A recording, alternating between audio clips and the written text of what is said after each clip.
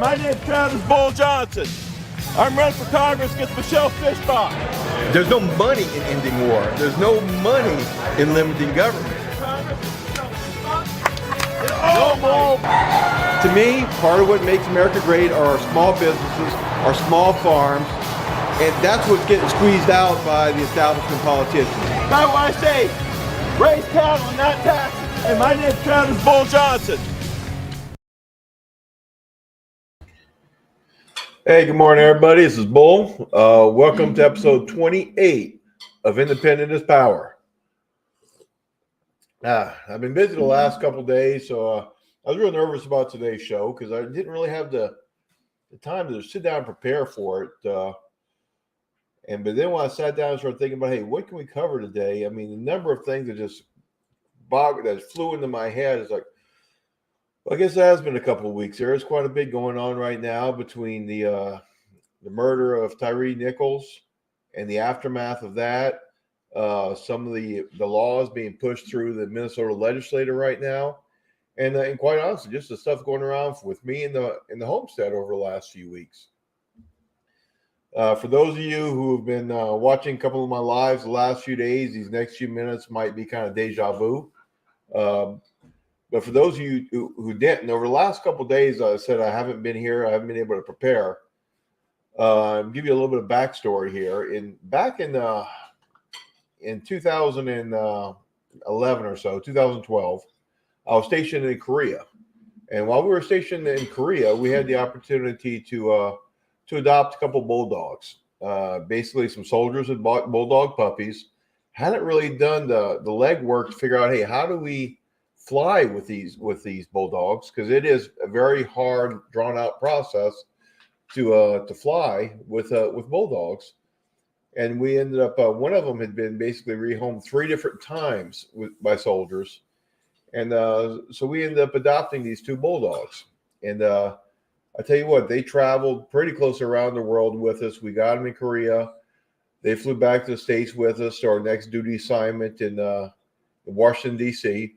We had to fly into Seattle with them because the thing is, they're not allowed on American flagged carriers. So we flew into Seattle, basically got relatives to pick us up in a motorhome, drove us halfway across the country, and then ended up getting our car and driving the rest of the way over to D.C., which was our next assignment for close to the next year. And then they flew with us to Amman, Jordan. They were in Amman, Jordan with us for 3 years before coming back here to Minnesota. Well, back in about 2019, we lost a female China. She had some kind of a heart situation, and she basically looks like she died of a heart attack. Very hard situation for me because she literally died in my arms at the vet's office. Then back in May of last year, we lost Soju, the boy. And he had been getting sick for a while, and we'd been bringing him to the vet. They weren't ever able to find anything, and it's probably old age. He was about 10 years old, which is on the older side for a bulldog. But we lost Soju, and these dogs have been such a big part of my life for so long that with losing both of them, it left kind of a void. And over the past month or so, we've been spending a lot of time on. I've been spending a lot of time looking at different websites that were bulldog rescues, and we tried to get one and it just didn't work out. And there was another one we had looked at, and we were still working through the process of her. And she was a little bit older. I was a little bit hesitant for that because I didn't want to go through losing another bulldog again. Wednesday, note popped up on one of the bulldog rescue sites for somebody who had a 1.5-year-old female bulldog that they were willing to rehome for free, just because she wasn't getting along with the other dogs in the house. And it was basically, if somebody's willing to come get her and they're going to provide a good home, they were willing to let her go. That post was on there about 4 hours before I saw it. It already had 60-something comments on it. I really didn't think we had much of a chance, but I went ahead and shot her a message going, hey, we're interested, and kind of giving her a little bit of backstory and let her know my vet information and so forth. And that pretty much moved very, very quickly. This happened Wednesday night. Friday morning, I was scheduled to go to pick up a couple of pygmy buck goats in the cities, and or on the other side of the cities. They were coming in from Wisconsin, which she happened to be in Appleton, Wisconsin, which was about a 9 to 10 hour drive. So we made the quick decision that Wednesday night that I was going to leave Thursday morning, drive down to Appleton, and pick up the bulldog Kiwi on Friday morning. And that's exactly what we did. We picked up Kiwi Friday morning, picked up a couple of pygmy goats on the way back, and I'm not even going to try to pronounce it because I'll mess it up. And then picked up another Nubian doe outside the cities. And so it was basically me and 3 goats and a bulldog driving back yesterday. And which would have been one thing, except the doe went into heat. And, of course, we had some buck pygmies in there. So at times it got to be a little bit of a loud ride. But, yeah, that's basically what my last 2 days have been doing. Got home late yesterday afternoon. And here we are. Tilly was one of the other ones we were looking at. Kiwi found her place in the house already. I mean, she actually slept with us in the bed last night and figured out the best place for her to sleep is in the crook of my legs while I'm on my side. So my back's a little sore this morning, but at the same time, I'm pretty thrilled. But that's what's going on. That's what went on over the last couple of days, and kind of gives you an idea of what's going on the homestead right now. We have some pigs we're going to deliver today, or somebody's coming to pick up. And a lot of good things going on the farm. I'll leave a written update on that later, rather than waste too much of everybody's time on the podcast today. I've already spent 10 minutes talking about a bulldog. Let's go a little bit on Tyree Nichols. I don't know if y'all have seen the video of what happened with Tyree Nichols. I didn't watch it all. I mean, I couldn't. I mean, it just pissed me off so much. I did read a little bit of the blow by blow, so to speak, from a post a friend of mine had put on that he from what he had watched. And I mean, it leaves me disgusted. I mean, you have these people with a badge of power that have no business wearing a badge of power. They have no business with power over anything. I mean, they were elbow after they beat this kid basically to death. I mean, they were here elbow bumping each other, and I mean, you had dispatchers on the radio celebrating with them. I mean, this is disgusting. This is sick. I mean, and you know the sad part is, his family cannot legally sue those police officers because of qualified immunity. I mean, the bar for them to be able to sue the police officers for the murder of their family member is so high because of qualified immunity. The chances of it going for, you have to find an exact same case where it's already been decided that what they did violated their constitutional rights. And it has to be so similar. It has to be an arrest for a similar situation. It has to be same all the way across the board. And that's such a high bar. We need to get rid of qualified immunity. Okay. We need to have something in place where police officers operating in good faith do have some type of protection. But for stuff like this, these animals, because that's what they were animals, they should not be allowed that type of protection. They should not be allowed that get out of jail free card. We need to end qualified immunity as it stands now, because it doesn't just cover police officers. It covers politicians. It covers a whole range of public officials. So, yes, qualified immunity does need to end, but we do need to have something in place to replace it to protect the officers working in good faith. I mean, a while back, there was some talk about ending qualified immunity in Minnesota, and I happened to be in a meeting of concerned Minnesotans in Becker County, in Brooks, Minnesota, at the time for that meeting. And the union had played this whole issue of of getting rid of qualified immunity as an attack on the families of police officers. We had a spouse of a police officer there, and she was just so terrified that this ending of qualified immunity would basically be a direct threat against their family, because they felt that by doing his job, they would be constantly tied up in litigation for just people trying to either get over or get an easy buck for anybody they interacted with. So we do need some type of protection there, but what we have right now is not the answer. Okay, so we do need to end qualified immunity as it stands now to restore some of that balance. I mean, our police officers do have to have some type of authority, so to speak, but it should not be so out of balance where they have so much authority. We really have so little. I mean, we're in a situation now where they can do whatever we want, and legally we can't even physically defend ourselves, because that breaks another 4 or 5 laws and gets people beat down even more. I mean, there needs to be that balance in power. And how we're going to address it right now, I don't know. That's one of the things that we're going to, with the Constitutional Republic Party, we are looking into and trying to figure that balance on how do we keep that accountability. Because right now they're just, I mean, unless it's on video with millions of people watching, there's not really any accountability. Some of the other things I want to talk about today are some of the things going on in the Minnesota State House. One thing we talked about before, and the GOP last year completely screwed the pooch and basically gave the Democrats the trifecta in the State House.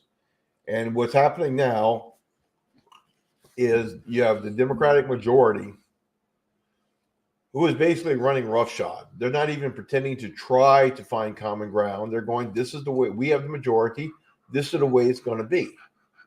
That's not really how a Republic is supposed to function. Okay?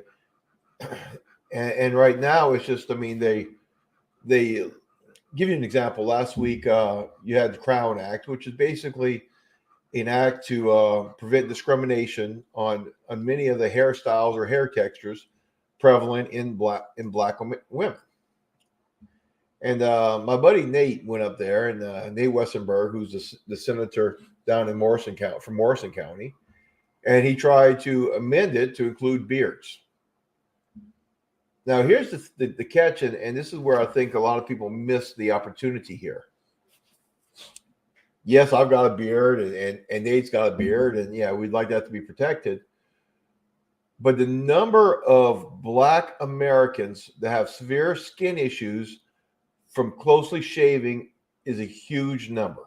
I mean, I saw it when I was in the Army. We had all kinds of soldiers who were basically on medical profiles saying that they couldn't shave all the way down because it was going to cause some severe rashes and breakouts on their face, and it was a legitimate medical issue. Okay, so if they would allow this issue with the beards to be pushed on here, it would have protected thousands of Black Minnesotans from discrimination, because it would have prevented them from having to shave, because a lot of jobs they do require a clean face, especially jobs outside of the lower tier. Your mid-level jobs, a lot of those, they say, hey, wait, we want that clean professional look. You need to be cleanly shaven every day. And a lot of Black Minnesotans would never qualify for that because they just can't shave that way. I mean, their face is just breaks out real bad. And so this was an ideal opportunity to address that. It was on the same type of bill, but the Democrats voted against the amendment in lockstep.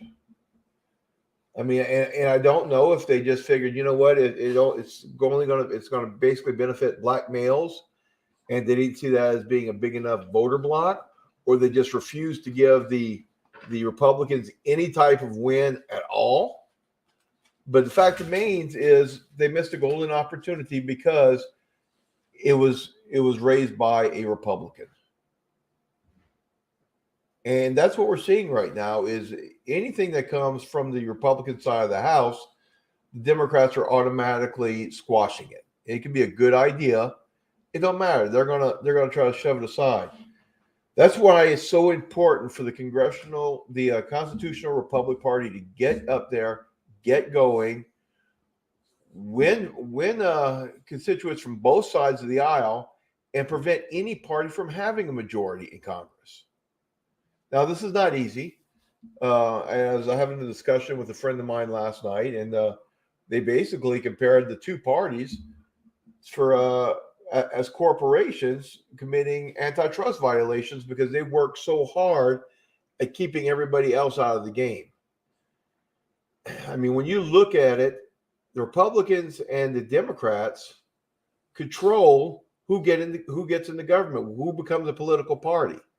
They're the gatekeepers of their own club, so to speak, and they can afford, and they're eliminating any other competition by not allowing them to actually compete. We ran into this while forming the party. We are basically had to be structured as a PAC.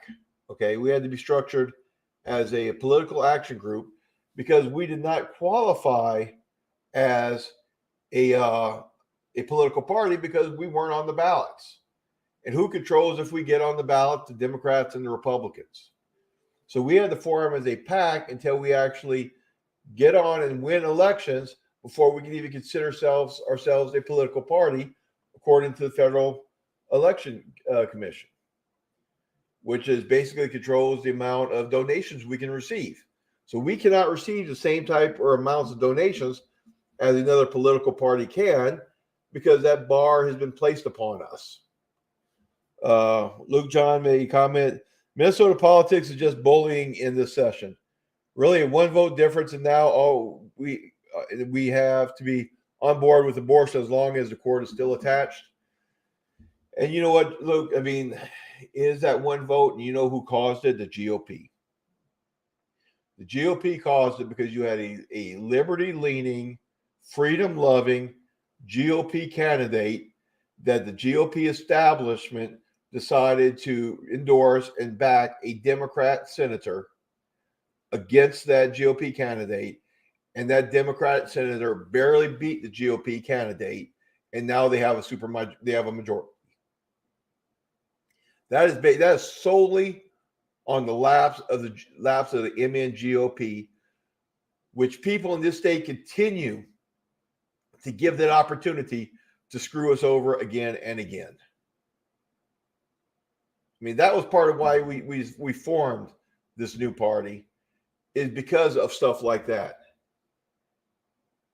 Because we need to be able to say, you know what, enough is enough. We're tired of being run by the political insiders. And that's pretty much what's going on right now. And we're seeing it again right now. They're trying to push through 4 gun control bills right now. I attempted to testify on that because I do believe that if we're going to be your champions, if the Constitutional Republic Party is going to be your champions, or going to champion freedom, we need to be up there testifying and explaining why these leftist ideas being pushed through are a bad idea. And not only that, we have to do the same when we have far right ideas coming through that are not in line with the American way of life. Unfortunately, they didn't have room for me, supposedly. They had enough other people wanting to testify. And I was a little annoyed because when I look at a lot of people who testified, a good portion of them are all from the cities. I mean, here I was from Northwest Minnesota, representing rural Minnesota, and we couldn't get on there for a gun control hearing. It was kind of discouraging, but we're going to keep on trying, and we're going to keep on pushing these issues. But what I do need you all to do, if you're out here watching and you're a Minnesota resident, I don't care if your representatives are Republican or Democrat, wear their asses out on these issues. Okay. A lot of these issues right now would make law-abiding gun owners in Minnesota basically criminals overnight. So, I mean, it's up to us to stand up for our rights. So, and we can't do that by following the pack as far as the GOP and the Democrats are concerned. We have to be independent. we have to show our individual power saying, hey, enough is enough. We're done. And that's the call of action I'm going to leave you with today. Contact your representatives. Contact your state senators. Say enough is enough. Contact like I'm going to be contacting Senator Mark Johnson, because he is the Senate Majority Leader. He's also my Senate representative, and he voted with the Democrats against the amendment to allow beards into the Crown Act. And his excuse to me was, yeah, well, I had to vote against it so I could later bring it back so we could vote again for it. But he never did. He was just giving us lip service. Okay. And from what I'm seeing, that is the modus operandi of them. Is they're going to say, well, we got to vote this way, so because only somebody on the winning side can call for a revote, but then they never call for a revote. That was just a way to try to shut me up. Well, guess what, Mark? You done pissed me off. And you are. Well, we'll talk. You'll see more of me later. Let's just leave it at that. Maybe 4 years from now, we'll see how the cards play out. One last announcement I'm going to make. Y'all may have heard about it already. I don't think we come up to this decision a couple weeks ago on our last show. Is I will be our county commissioner passed away a few weeks ago, and I will be filing this week to run for our district county commissioner in Polk County, Minnesota. And this was actually the office that first got me into politics. I ran for that office 3 years ago. Against Jerry. Jerry's a great guy. I mean, he had just been in there a long time, and I wanted to say we needed a new face in there. And we took over a third of the vote at that point. And for me being a newbie, new to the area, we considered that a pretty good showing. And now with Jerry passing away, we're gonna try that again and see how it turns out. So, yeah, thank you everybody for tuning in today's episode of Independent is Power. Let me see. I've got a few more comments. Luke, why can't politics be a conversation and not a democracy? It's close. There should be compromise. You're absolutely right. I mean, there is no reason why, at least on one or two of some of these issues, that they couldn't have thrown the other side a bone, so to speak. Okay. You know what? We're willing to give you this, or we're willing to give you that to show that we're willing to work with you instead of bullying you. And bullying is what they're doing. And yes, we definitely live by a different set of rules or a different culture between us and the city. It doesn't make one right, doesn't make other wrong, but you have to recognize there are other cultures to be included. And I think that's what the trap the Democrats fall into, is they're in the cities and they talk about all these different cultures, all these different races, but and how they all need to be included. But at the same time, they exclude rural Minnesota, and they fail to see that it's a very similar situation. We're all the same. It's not a matter of race, but it is a matter of culture, and they are refusing to recognize and honor our culture in rural Minnesota. And maybe that's the terminology we need to start using when we talk to them, is hey, and tell them, you know what, you're ignoring our culture. You're ignoring the culture of rural Minnesota. And maybe that'll wake somebody up. Because as you said, Luke, I mean, one size does not fit all. Well, hey, everybody, thanks for tuning in today. We'll see you again next week for Independent is Power. And remember, you guys, as individuals, the power is in your hands. All right. Have a great day. Thanks for tuning in. Bye.